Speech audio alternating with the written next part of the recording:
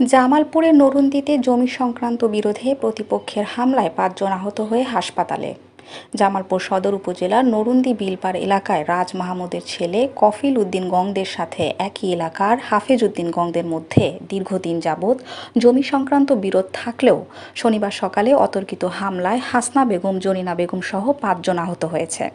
রাত্রে তারা এগুলো বলে গেছে রাস্তা দিয়ে, এবং আজকে সকালে 10টা বাজে অজ্ঞাত 30-40 জন লোক আসছে, অজ্ঞাত ভাবে আর 6-7 জন তাদের ঘর তুললে দরজা মেরে কোপাইছে।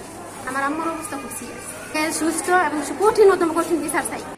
আহত হাসনা বেগম ও জরিনা বেগম জামালপুর জেনারেল হাসপাতালে ভর্তি হলেও গুরুতর অবস্থায় তাদেরকে ময়মনসিংহ মেডিকেল কলেজ অ্যান্ড হাসপাতালে রেফার করা হয়। ভুক্তভোগী পরিবার জানান, দেশীয় অস্ত্র দিয়ে রাজ মাহমুদের ছেলে কফিল, কল্পনা খাতুন সহ আরো অনেকে মারধর করে।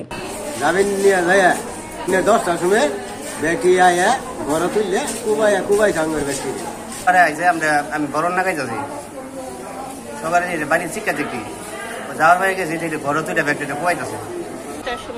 ব্যক্তি আয়া জুড়াও করে ঘর তুললে আঙ্গুর মাছ সব মেরে যায়